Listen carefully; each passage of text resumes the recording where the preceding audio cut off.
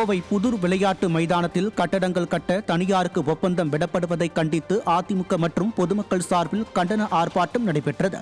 தனியாருக்கு ஒப்பந்தம் விடப்படுவதை இணையத்தில் திமுக அரசு அறிவிப்பாணை வெளியிட்டதை கண்டித்து அதிமுக, பாஜக மற்றும் பொதுமக்கள் சார்பில் குனியமுத்தூர், இடையர்பாளையம் பகுதியில் கண்டன ஆர்ப்பாட்டத்தில் ஈடுபட்டனர்.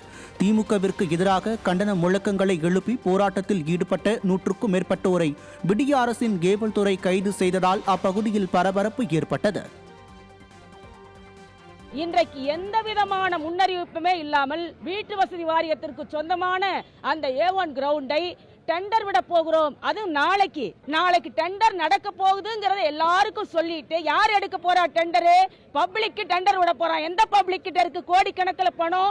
ஊர் உலகத்துல ஊரடிச்சு உலையில போட்டிருக்கிற திமுக காரங்கிட்ட மட்டுமே இருக்கிற அவன் மட்டுமே பினாமியாக எடுக்க போகிற அந்த கிரவுண்டை பொதுமக்கள் பாதிக்கக்கூடிய விதத்திலே எந்த சூழ்நிலையிலேயும் ஏலம் விடுவதற்கு இந்த பகுதியில் இருக்கிற மக்கள் ஏற்றுக்கொள்ள மாட்டார்கள். செங்கல்பட்டு மாவட்டம் மதுராந்தகம் சட்டமன்ற தொகுதியில் அதிமுக சட்டமன்ற உறுப்பினர் மரகதம் குமரவேல் SIR படிவத்தை வாக்காளர்களுக்கு வழங்கினார். மதுராந்தகம் நகர் பகுதியில் நடைபெற்ற இந்நிகழ்வில் அதிமுக சட்டமன்ற உறுப்பினர் மரகதம் குமரவேல் கலந்து கொண்டு வாக்காளர்களுக்கு SIR படிவத்தை வழங்கி அதன் நன்மைகளையும் எடுத்துரைத்தார். அப்போது கழக நிர்வாகிகள் பலரும் உடன் இருந்தனர்.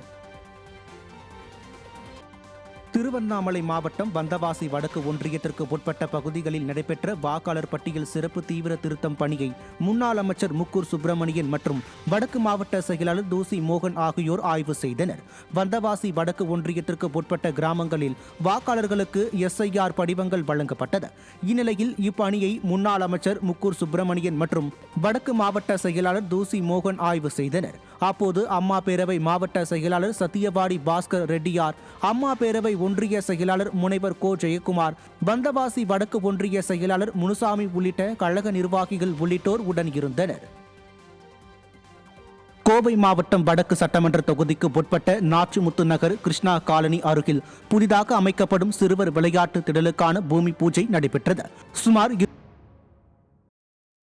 கோவையில் ஜனநாயக வழியில் போராட்டத்தில் ஈடுபட்டவர்களை கைது செய்ததற்கு முன்னாள் அமைச்சரும் அதிமுக தலைமை நிலைய செயலாளருமான SP வேலுமணி கடும் கண்டனம் தெரிவித்தார். கோவை புதூர் விளையாட்டு மைதானத்தில் கட்டிடங்கள் கட்ட திமுக அரசு தனியாருக்கு ஒப்பந்தம் விடப்பட்டதை கண்டித்து ஆர்ப்பாட்டத்தில் ஈடுபட்ட அதிமுகவினர் மற்றும் பொதுமக்களை விடிய அரசின் ஏவல் துறை அராஜகமாக கைது செய்தது.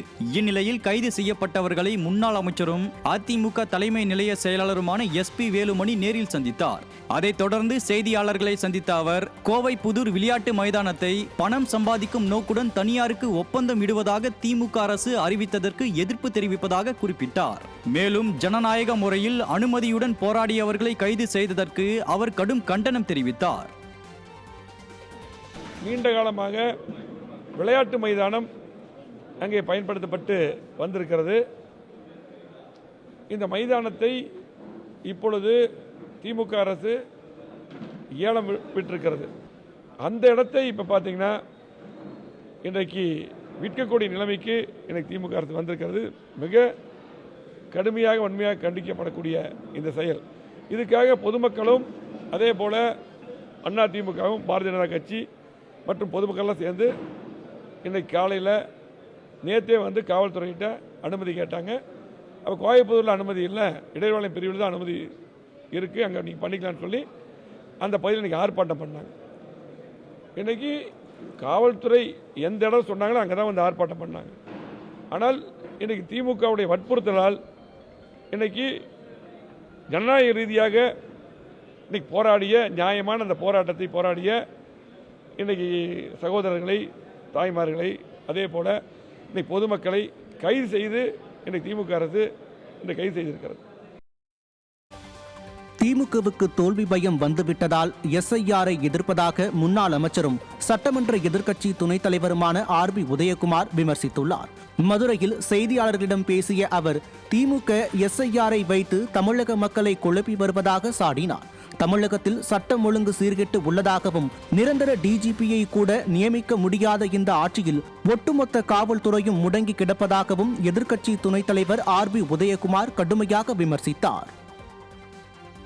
தகுதியானவர்கள் வாக்களிக்க வேண்டும் என்பதற்காகவே வாக்காளர் பட்டியல் சிறப்பு தீவிர திருத்தத்தை அதிமுக ஆதரிக்கிறது.